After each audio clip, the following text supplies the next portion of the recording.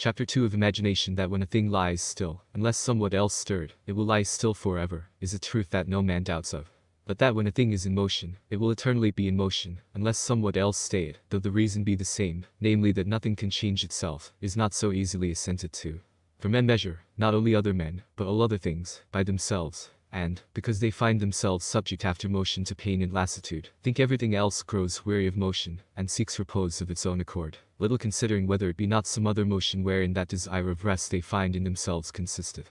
From hence it is that the skulls say heavy bodies fall downwards out of an appetite to rest, and to conserve their nature in that place which is most proper for them, ascribing appetite and knowledge of what is good for their conservation, which is more than man has, to things inanimate, absurdly.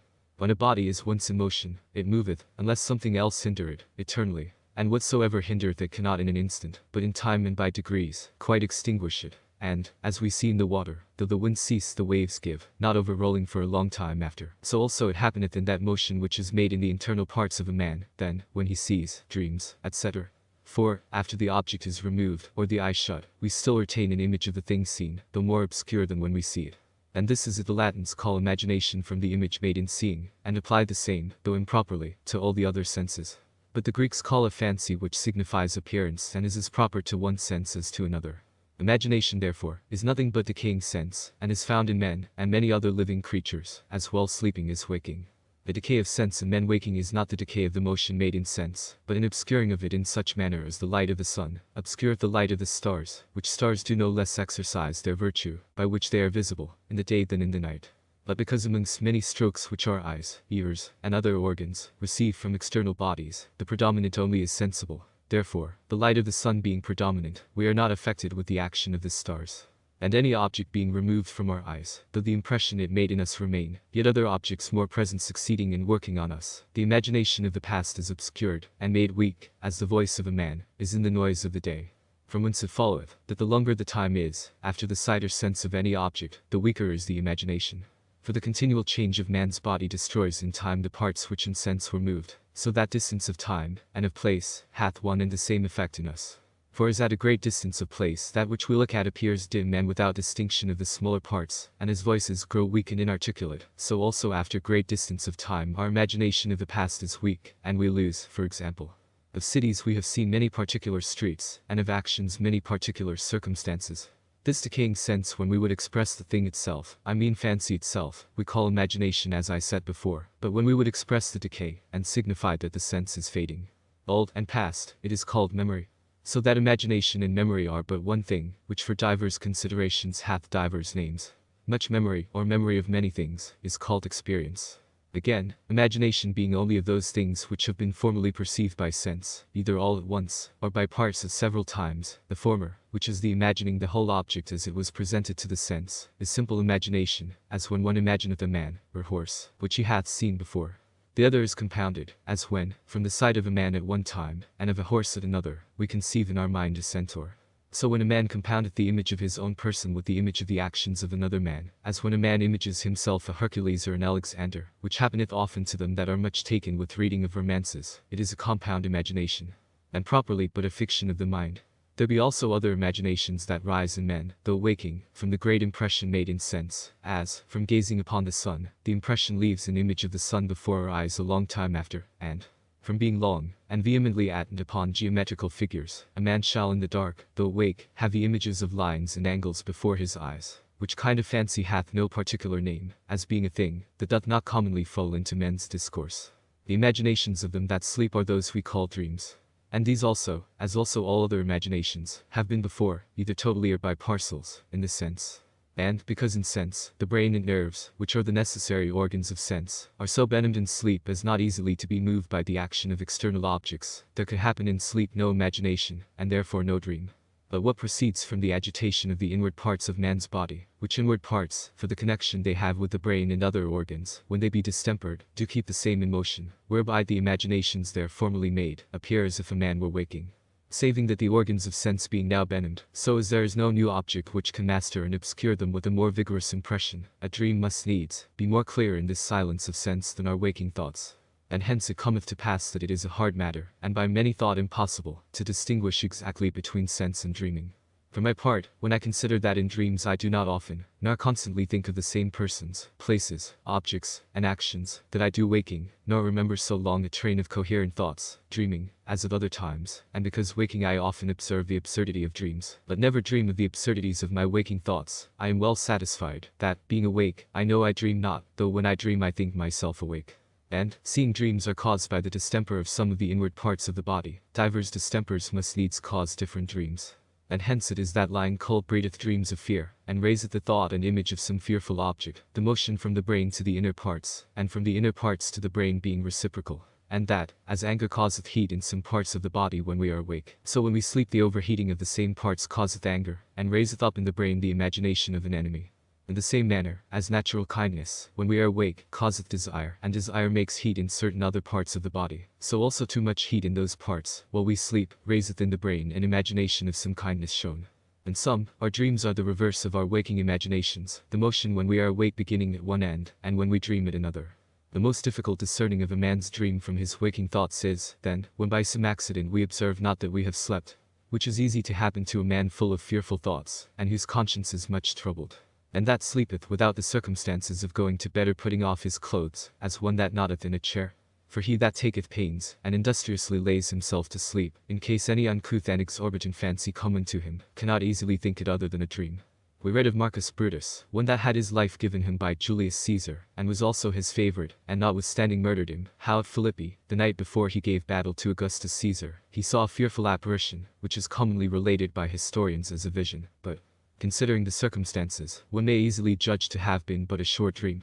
For, sitting in his tent, pensive and troubled with the horror of his rash act, it was not hard for him, slumbering in the cold, to dream of that which most affrighted him, which fear.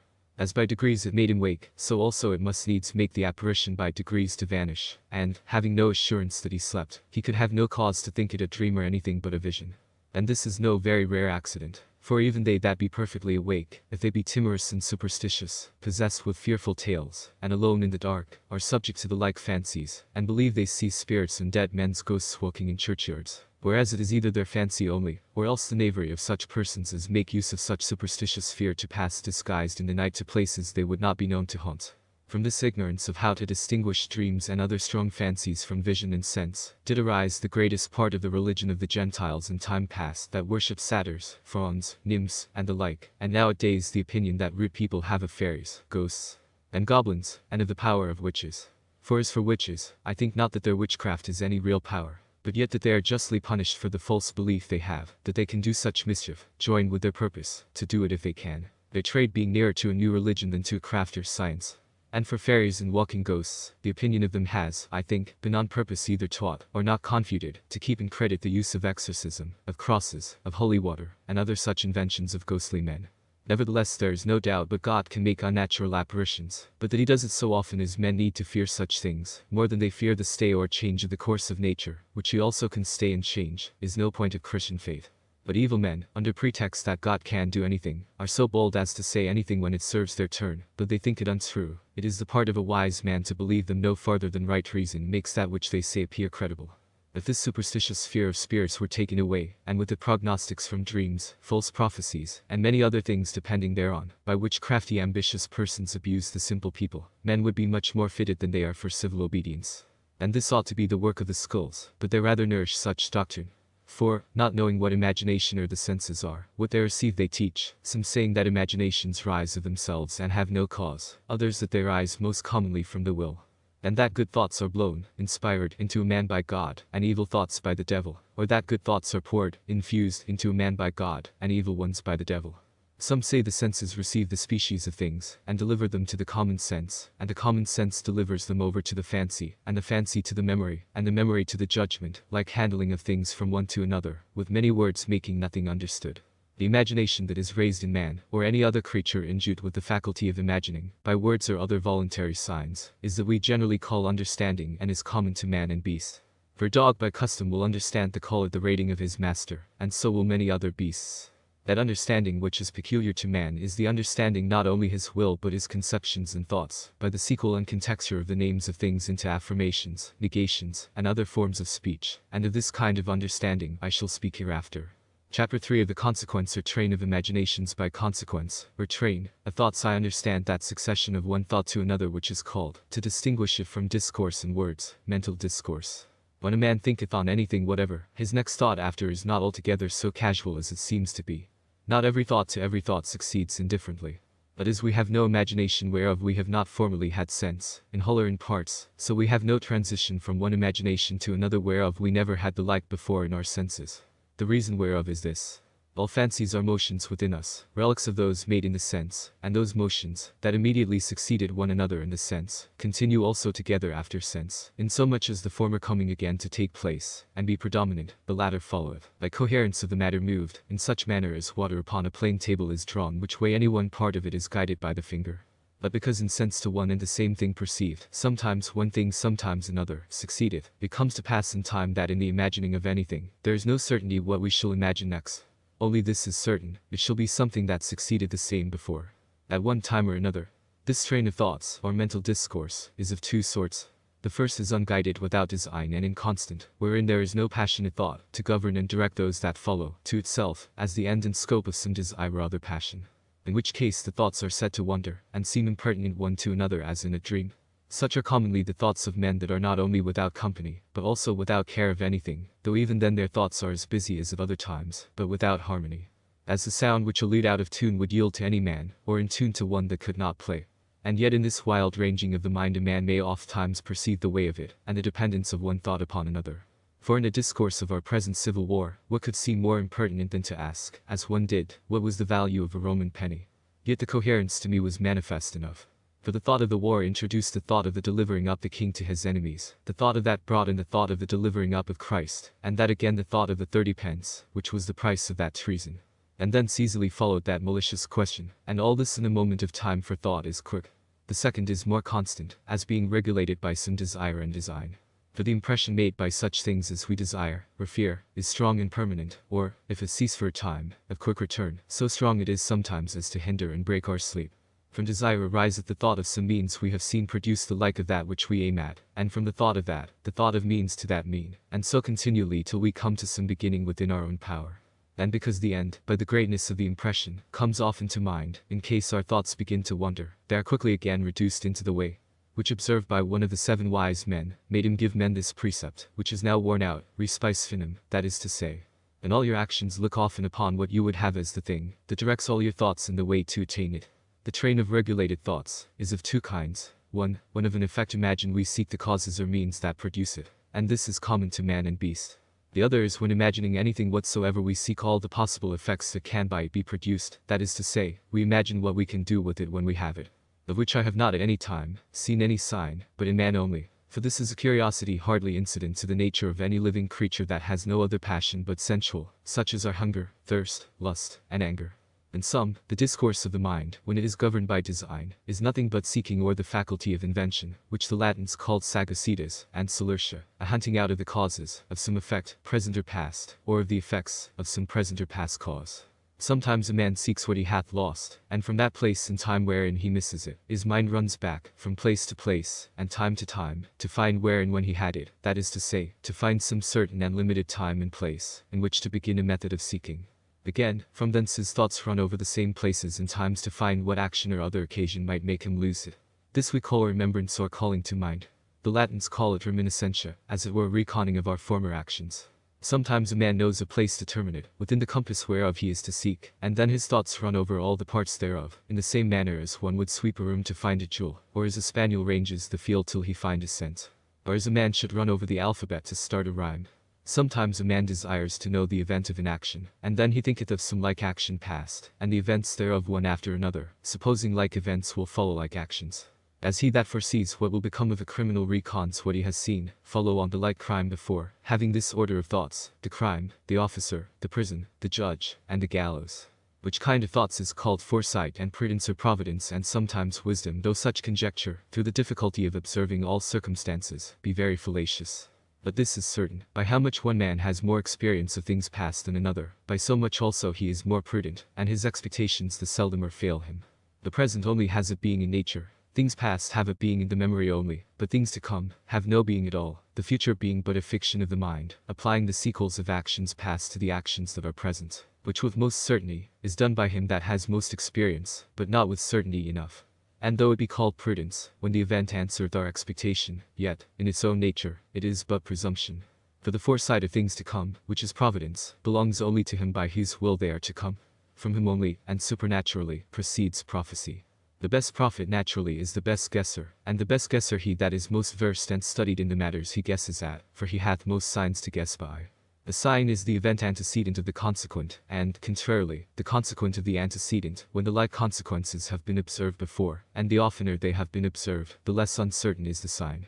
And therefore he that has most experience in any kind of business has most signs whereby to guess at the future time, and consequently is the most prudent, and so much more prudent than he that is new in that kind of business as not to be equalled by any advantage of natural and extemporary wit, though perhaps many young men think the contrary. Nevertheless it is not prudence that distinguisheth man from beast.